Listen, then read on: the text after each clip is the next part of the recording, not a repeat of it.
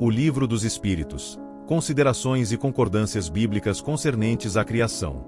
Os povos han formado ideias muito divergentes acerca da criação, de acordo com as luzes que possuíam. Apoiada na ciência, a razão reconheceu a inverossimilhança de algumas dessas teorias. A que os espíritos apresentam confirma a opinião de há muito partilhada pelos homens mais esclarecidos. A objeção que se lhe pode fazer é a de estar em contradição com o texto dos livros sagrados. Mas um exame sério mostrará que essa contradição é mais aparente do que real e que decorre da interpretação dada ao que muitas vezes só tinha sentido alegórico.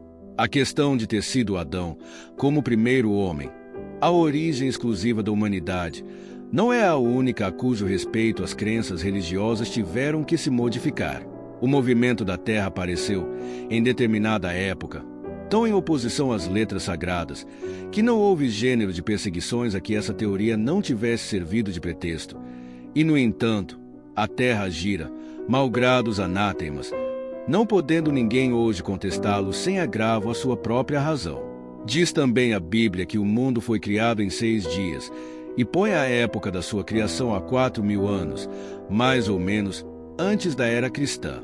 Anteriormente, a Terra não existia, foi tirada do nada, o texto é formal.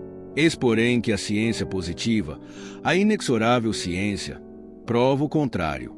A história da formação do globo terráqueo está escrita em caracteres irrecusáveis no mundo fóssil, achando-se provado que os 6 dias da criação indicam outros tantos períodos, cada um de talvez muitas centenas de milhares de anos. Isto não é um sistema, uma doutrina, uma opinião isolada. É um fato tão certo como o do movimento da Terra e que a teologia não pode negar-se a admitir, o que demonstra evidentemente o erro em que se está sujeito a cair tomando ao pé da letra expressões de uma linguagem frequentemente figurada. Dever-se-á daí concluir que a Bíblia é um erro. Não. A conclusão a tirar-se é que os homens se equivocaram ao interpretá-la. Escavando os arquivos da Terra, a ciência descobriu em que ordem os seres vivos e apareceram na superfície, ordem que está de acordo com o que diz em Gênesis, havendo apenas a notar-se a diferença de que essa obra, em vez de executada milagrosamente por Deus em algumas horas, se realizou sempre pela sua vontade, mas conforme a lei das forças da natureza, em alguns milhões de anos. Ficou sendo Deus, por isso, menor e menos poderoso, perdeu em sublimidade a sua obra, por não ter o prestígio da instantaneidade. Indubitavelmente, não. Fora mister fazer-se da divindade bem mesquinha ideia, para se não reconhecer a sua onipotência nas leis eternas que ela estabeleceu para regerem os mundos. A ciência, longe de apoucar a obra divina, não-la mostra sob aspecto mais grandioso e mais acorde com as noções que temos do poder e da majestade de Deus, pela razão mesma de ela se haver efetuado sem derrogação das leis da natureza. De acordo, neste ponto, com Moisés, a ciência coloca o homem em último lugar na ordem da criação dos seres vivos.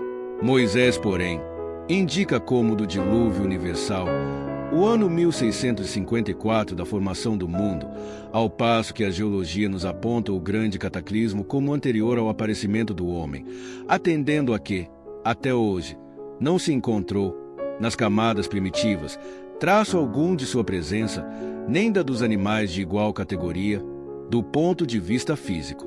Contudo, nada prova que isso seja impossível. Muitas descobertas já fizeram surgir dúvidas a tal respeito.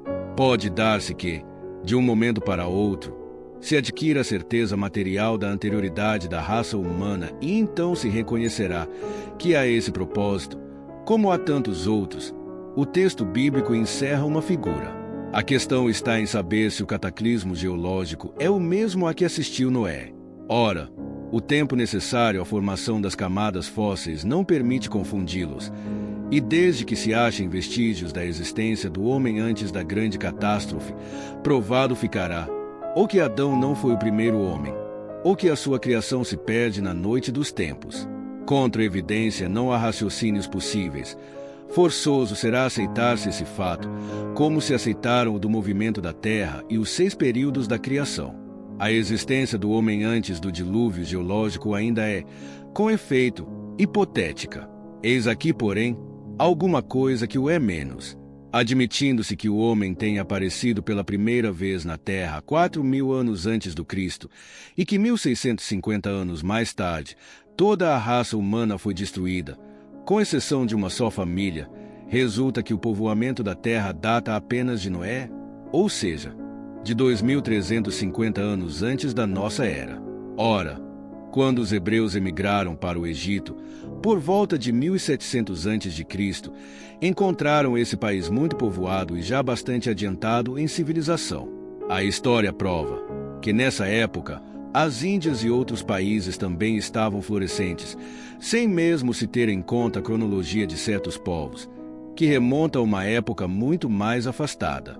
Teria sido preciso, nesse caso, que de 2.300 a 1.700 a.C., isto é, num espaço de 600 anos, não somente a posteridade de um único homem houvesse podido povoar todos os imensos países então conhecidos, suposto que os outros não o fossem, mas também que, nesse curto lapso de tempo, a espécie humana houvesse podido elevar-se da ignorância absoluta do estado primitivo ao mais alto grau de desenvolvimento intelectual, o que é contrário a todas as leis antropológicas.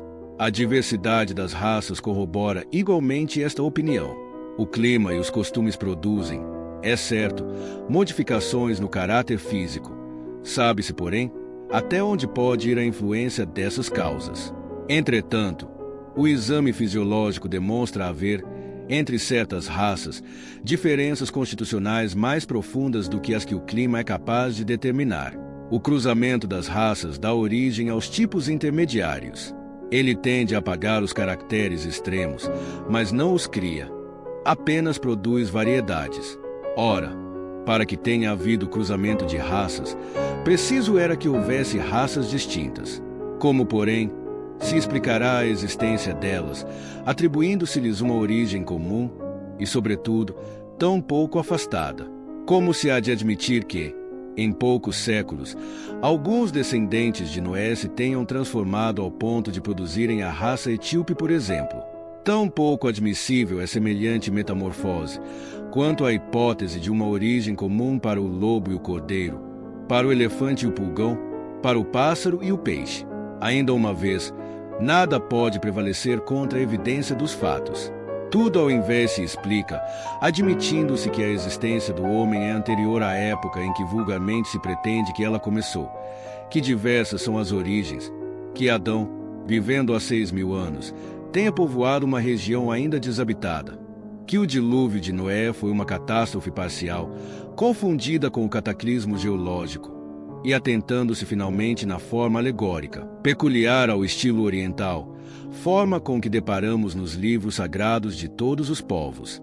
Isto faz ver quanto é prudente não lançar levianamente a peixe de falsas as doutrinas que podem, cedo ou tarde, como tantas outras, desmentir os que as combatem. As ideias religiosas, longe de perderem alguma coisa, se engrandecem, caminhando de par com a ciência. Esse é o meio único de não apresentarem lado vulnerável ao ceticismo. Gostou da passagem? Deixe o like e acesse nosso canal para mais conteúdos. Que Deus te abençoe e a toda a sua família.